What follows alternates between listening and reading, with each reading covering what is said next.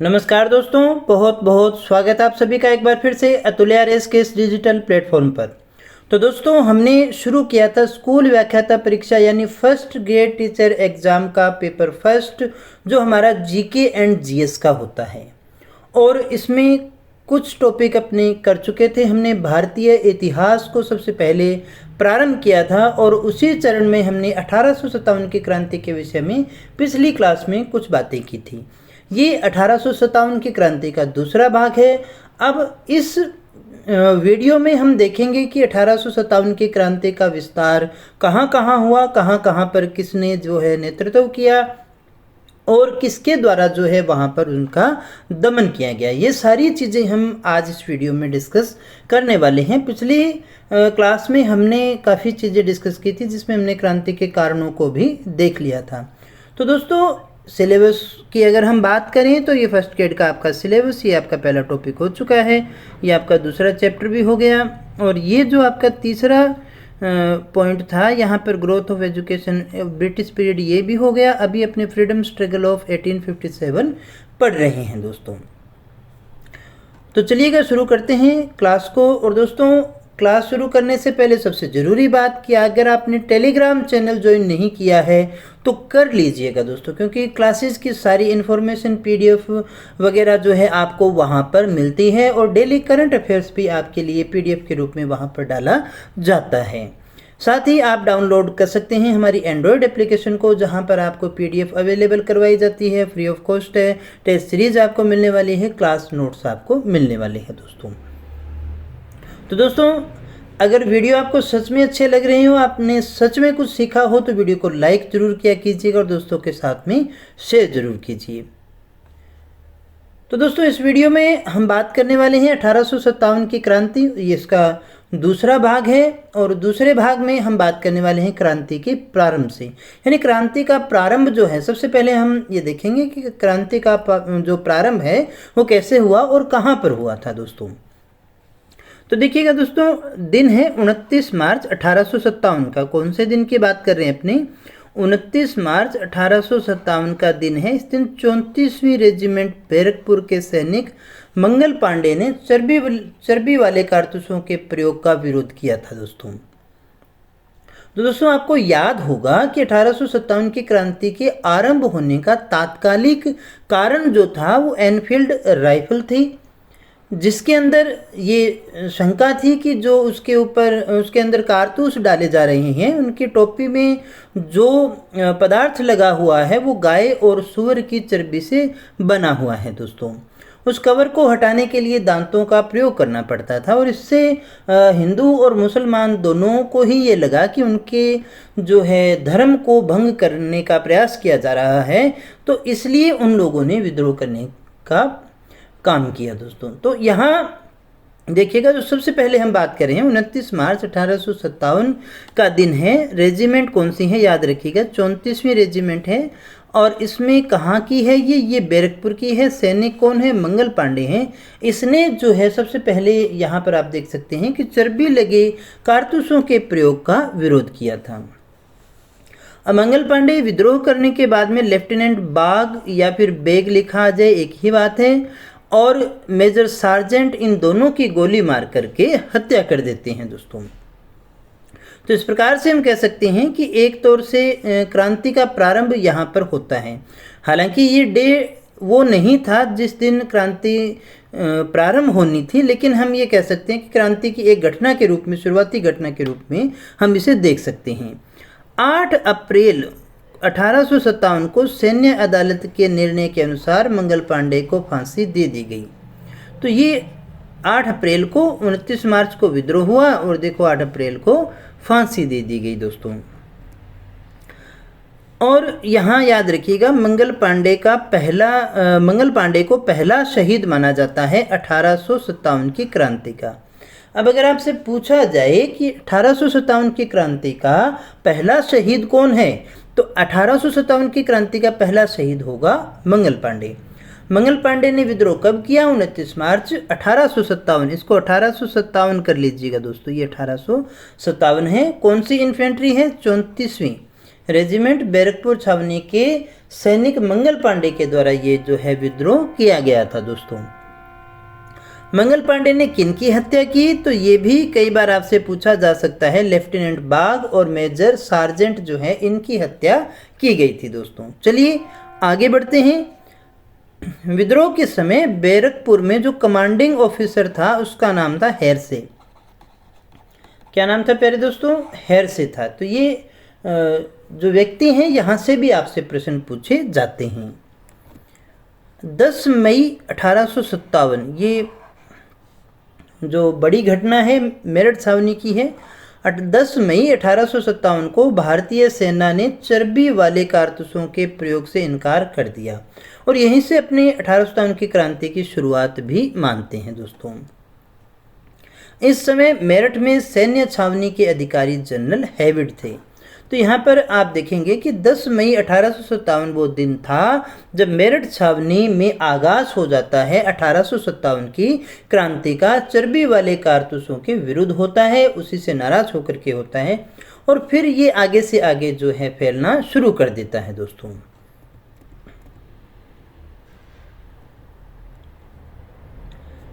अब हम देखेंगे कि इस 1857 की क्रांति और विद्रोह का जो विस्तार है वो कहाँ कहाँ हुआ और कौन कौन स्थानों पर क्या क्या घटनाएं जो हैं हमारे लिए प्रमुख हैं। इसमें सबसे पहले जो हम बात करने वाले हैं वो दिल्ली की बात करने वाले हैं। देखिएगा, अभी हमने चर्चा की थी कि दिल्ली से पहले 10 मई 1857 को मेरठ छावनी से विद्रोह का आरंभ हो जाता है। तो विद्रोह का आरंभ 10 मई 1857 को मेरठ छावनी से माना जाता है। सिपाही अपने अधिकारियों पर गोली चलाते हैं, अपने साथियों को मुक्त कराते हैं और मुक्त करवाने के बाद में वो दिल्ली की ओर चल पड़ते हैं मेरठ छावनी से। 11 मई को वो विद्रोही सैनिक जो हैं वो दिल्ली पहुंच जाते हैं। 10 मई को मेरठ में विद्रोह हुआ, 11 मई को ये सभी कहाँ पहुंच गए? दिल्ली पहुंच गए। 12 मई को ये सभी दिल्ली पर अधिकार कर लेते हैं। तो 10 तारीख को विद्रोह शुरू हुआ, 11 को दिल्ली पहुंचे, 12 को दिल्ली पर क्या हो गया? अधिकार हो गया। और अब यहाँ जो है मुगल सम्राट थे उस समय बहादुर शाह द्वितीय, उन्हें ही भारत का सम्राट घोषित कर देते हैं और उन्हें ही क्रांति का नेता भी घोषित कर देते हैं कि हमारे इस क्रांति के नेता आप हो और हमारे अनुसार भारत के जो सम्राट हैं वो भी आप ही हैं। तो इस हिसाब से आप देखेंगे 12 मई को दिल्ली पर अधिकार होता है, मुगल बादशाह को भारत का सम्राट घोषित किया जाता है और उन्हें क्रांति का नेता भी घोषित किया जाता है। लेकिन ये वास्तविक नेता नहीं थे, ये केवल एक प्रतीकात्मक नेता माने जाते हैं क्योंकि काफ़ी बुजुर्ग व्यक्ति थे। वास्तविक नेतृत्व जो है वो बख्त खां के द्वारा किया गया था। वास्तविक नेतृत्व किसने किया? बख्त खां ने। अब अगर आपसे पूछा जाए दिल्ली में जो है आंदोलन का नेतृत्व करता कौन था, तो उसमें दोनों का ही नाम आपको लिखा हुआ देखने को मिलेगा। बहादुर शाह द्वितीय का नाम भी आता है और बख्त खां का नाम भी आता है। सितंबर 1857 के अंदर अंग्रेजों का दिल्ली के ऊपर पुनः अधिकार हो जाता है। सेना ज़्यादा थी, असला ज़्यादा था उनके पास, इसलिए कर लिया भी। इस संघर्ष को दबाने के लिए अंग्रेज अधिकारी जॉन निकोलसन, अगर निकलसन लिखा हो तो भी एक ही बात है, ये एक ही व्यक्ति होगा। निकलसन या निकोलसन, हडसन और लॉरेंस को भेजा गया था। इनमें से निकोलसन या निकलसन जो है वो लड़ते हुए मारा जाता है। हडसन यहाँ पर देखिएगा जो सम्राट थे बहादुर शाह, उनके 2 पुत्र और पौत्र को कोई हानि न पहुँचाने का वायदा करता है, लेकिन फिर भी उन्हें की गोली मार करके धोखे से जो है हत्या कर दी जाती है, जो कि एक बड़ी घटना है। अंत में बहादुर शाह द्वितीय को भी गिरफ्तार किया जाता है, लेकिन इम्पोर्टेंट क्वेश्चन ये है कि कहाँ से किया गया था? हुमायूं के मकबरे से किया गया था, जिसकी सूचना जिन्नत महल के द्वारा मिली थी दोस्तों। बहादुर शाह द्वितीय को हुमायूं के मकबरे से गिरफ्तार किया गया और गिरफ्तार करने के बाद में उन्हें रंगून भेज दिया गया, जहां पर 1862 के अंदर उनकी मृत्यु हो जाती है। तो इस प्रकार से बहादुर शाह का जो चैप्टर है वो यहाँ पर क्लोज हो जाता है। उसके बाद में हम बात करते हैं लखनऊ के विषय में। लखनऊ में देखिएगा क्रांति का नेतृत्व किसने किया या आरंभ किसने किया? जून 1857 में विद्रोह का आरंभ बेगम हजरत महल ने किया था। महकपरी भी इन्हें कहा करती हैं। तो आपसे जो क्वेश्चन पूछा जा सकता है वो यही पहला क्वेश्चन बनता है, लखनऊ में विद्रोह का आरंभ किसने किया या किसके द्वारा वहां पर नेतृत्व किया गया था? तो आपका आंसर होगा बेगम हजरत महल। बेगम अपने अल्पायु पुत्र जो था जिसका नाम था बिरजिस कादिर को नवाब घोषित करती है। दोस्तों किसको घोषित किया था नवाब? बिरजिस कादिर को। किसने? बेगम हजरत महल ने। बेगम हजरत महल कौन थी जिसने लखनऊ में 1857 के विद्रोह का नेतृत्व किया था? चीफ कमिश्नर हेनरी लॉरेंस जो है वो लखनऊ में ब्रिटिश रेजिडेंसी की रक्षा करते हुए मारा जाता है। दोस्तों तो दोस्तों यहाँ ये एक अच्छा क्वेश्चन आपसे पूछा जा सकता है। इस तरह के क्वेश्चन ही बनते हैं कि जो चीफ कमिश्नर हेनरी लॉरेंस था वो ब्रिटिश रेजिडेंसी की रक्षा करते हुए कहाँ पर मारा गया था। इस तरह के क्वेश्चन आपसे बड़े अच्छे अच्छे पूछे जा सकते हैं। इस हेनरी लॉरेंस का नाम भी पूछा जा सकता है। अंत में कैंपबेल आया मार्च 1858 में और उसने विद्रोह का दमन कर दिया और लखनऊ पर पुनः अधिकार कर लेता है। दोस्तों तांते टोपे के नेतृत्व में चिन्हट के समीप अंग्रेजी सेना की हार होती है और हैवलॉक जो है यहाँ पर मारा जाता है। कालांतर में कर्नल नील भी लखनऊ में ही मारा गया था। इसके बाद में देखिएगा दोस्तों, अवध में क्रांति ने जन विद्रोह का रूप धारण कर लिया था। तो ये क्वेश्चन आपसे पूछा जा सकता है, जन विद्रोह का रूप जो हमें कहाँ देखने को मिलता है? तो अवध के अंदर हम देख सकते हैं बंगाल आर्मी जो थी, बंगाल आर्मी में सर्वाधिक सेना जो हुआ करते थे, सैनिक हुआ करते थे, वो अवध के ही हुआ करते थे। इसलिए अवध को बंगाल आर्मी की नर्सरी भी कहा करते थे। दोस्तों बेगम हजरत महल नेपाल चली जाती है। इसके बाद में दोस्तों आगे हम बात कर लेते हैं कानपुर के विषय में। किसके विषय में बात करनी है दोस्तों? कानपुर के विषय में। तो 5 जून 1857 को कानपुर अंग्रेजों के हाथ से निकल जाता है। 5 जून की तारीख आपको याद रखनी है। कानपुर में आंदोलन 5 जून 1857। अब यहाँ अगला जो आपसे प्रश्न पूछा जाता है वो ये है कि कानपुर में विद्रोह का नेतृत्व किया किसने था? तो कानपुर में विद्रोह का नेतृत्व पेशवा बाजीराव द्वितीय के दत्तक पुत्र नाना साहब यानी जिन्हें धोंदूपत कहा जाता है उनके द्वारा किया गया था। किसने किया था? नाना साहब धोंदूपत ने कहाँ पर किया था आंदोलन का नेतृत्व, विद्रोह का नेतृत्व, संघर्ष का नेतृत्व? तो कानपुर में किया था। और इनकी सहायता करने वाले जो व्यक्ति थे वो थे तांते टोपे, जिनका वास्तविक नाम क्या था? रामचंद्र पांडुरंग था। ऐसे क्वेश्चन भी कई बार परीक्षा में आपसे पूछे गए हैं।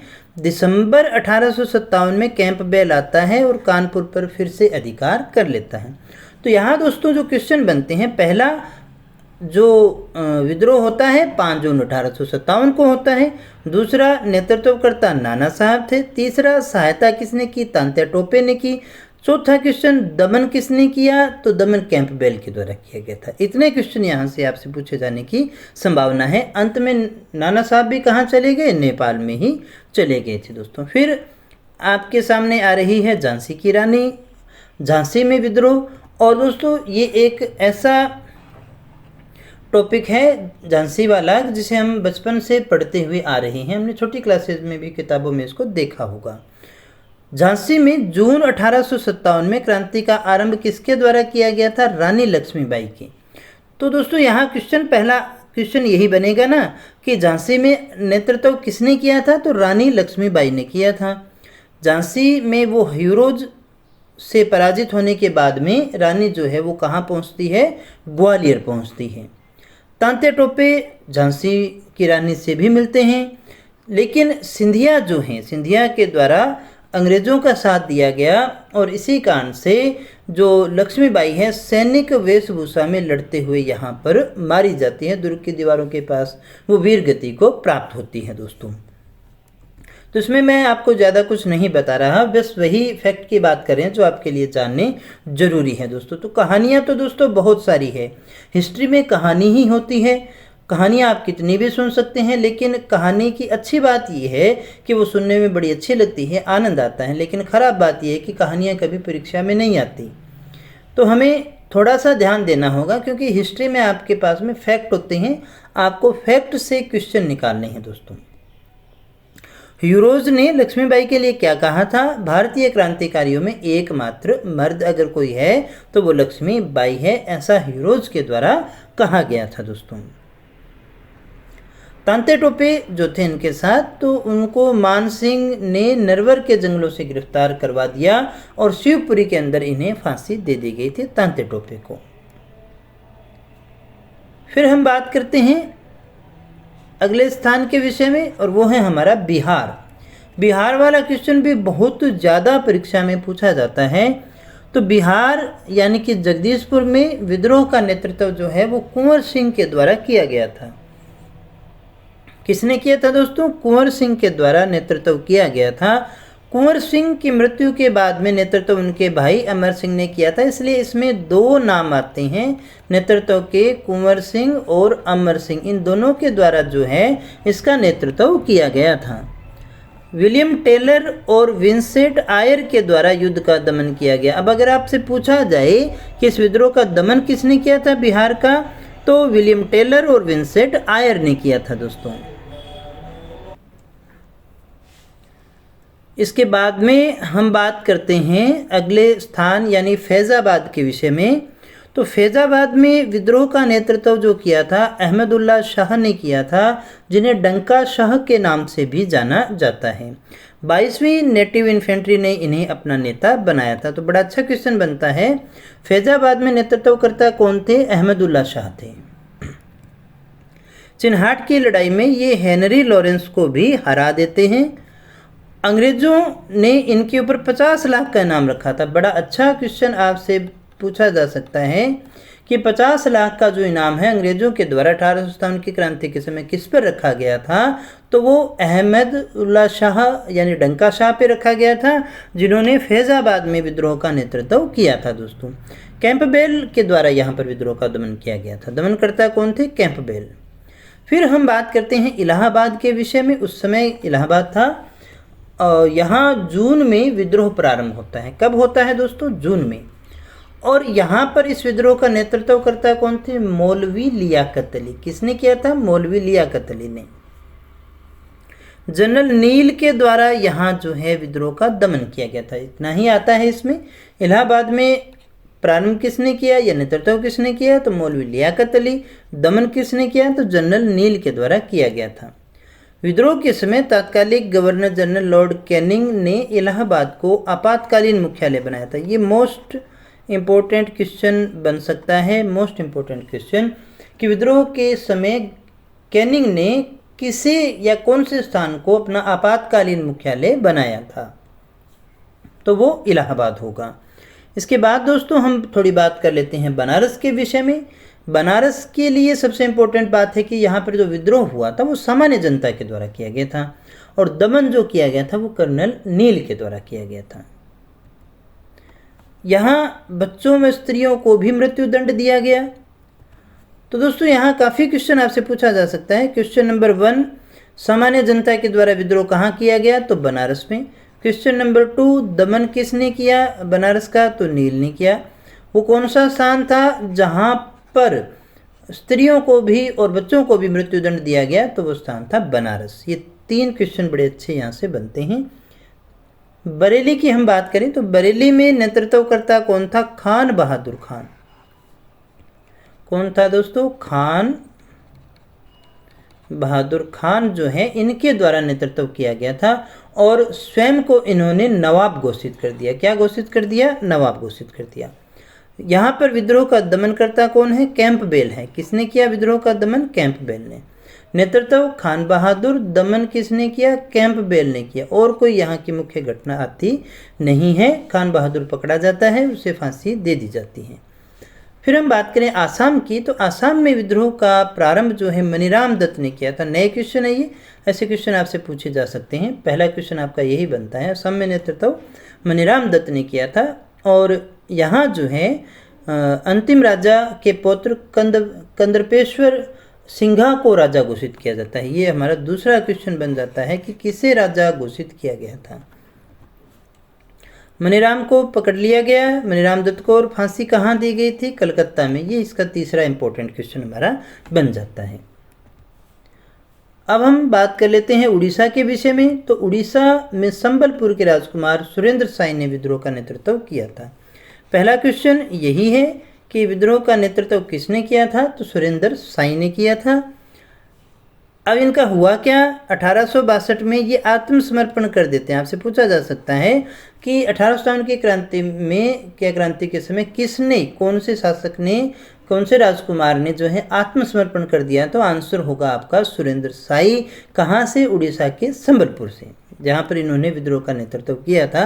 अब इन्हें सजा क्या मिली? इन्हें देश निकाला दे दिया गया। अब खुद आया है तो फिर देश निकाला दिया, उसको फांसी नहीं दी गई। अब हम बात कर लेते हैं जहाँ से आपसे सबसे ज़्यादा प्रश्न पूछे जाते हैं, क्रांति का नेतृत्व और दमन। कौन सा केंद्र था, किसने नेतृत्व किया और दमन किसने किया? तो सबसे पहले हम बात करें दिल्ली के विषय में। तो दिल्ली में नेतृत्व करता थे बहादुर शाह और बख्त खां, ये भी हमने डिस्कस किया था। दमन जॉन निकोलसन और हडसन के द्वारा किया गया। लखनऊ में बेगम हजरत महल थी और दमन हेनरी लॉरेंस और कैंपबेल के द्वारा किया गया। कानपुर में नेतृत्व नाना साहब और तात्या टोपे के द्वारा, दमन किया गया था कैंपबेल के द्वारा। झांसी और ग्वालियर में रानी लक्ष्मीबाई और तात्या टोपे के द्वारा नेतृत्व किया गया था, दमन किया गया था जनरल हिरोज के द्वारा। जगदीशपुर बिहार में कुंवर सिंह और अमर सिंह, इनके मृत्यु के बाद इनके भाई, और मेजर विलियम टेलर और वेंसेंट आयर के द्वारा दमन किया गया था। फैज़ाबाद में मौलवी अहमदुल्ला, ये हमने पढ़ा था, 50,000 का इनाम, और कैंपबेल के द्वारा दमन किया गया था। इलाहाबाद बनारस में लियाकत अली के द्वारा, और कर्नल नील ने जो है यहाँ पर दमन करने का कार्य किया था। बरेली में खान बहादुर खान के द्वारा जो है नेतृत्व किया गया था, और कैंपबेल के द्वारा यहाँ जो है दमन किया गया था। तो ये टेबल आपको अच्छे से याद होनी चाहिए, यहाँ से कोई ना कोई क्वेश्चन आपसे पूछा जा सकता है। तो दोस्तों आज के लिए इतना ही। मुझे उम्मीद है सारी चीज़ें आपने अच्छे से पढ़ी होंगी, अच्छे से याद किया होगा दोस्तों। तो दोस्तों अगर आपने टेलीग्राम चैनल को ज्वाइन नहीं किया है तो उसे ज़रूर कर लीजिएगा, वहाँ पर आपको क्लास से रिलेटेड नए बैच की इन्फॉर्मेशन प्राप्त होती रहती है दोस्तों। तो दोस्तों मिलते हैं नेक्स्ट क्लास में कुछ और नए तथ्यों के साथ, कुछ और नई जानकारी के साथ। तब तक यूँ ही बने रहे हमारे साथ। Thank you very much.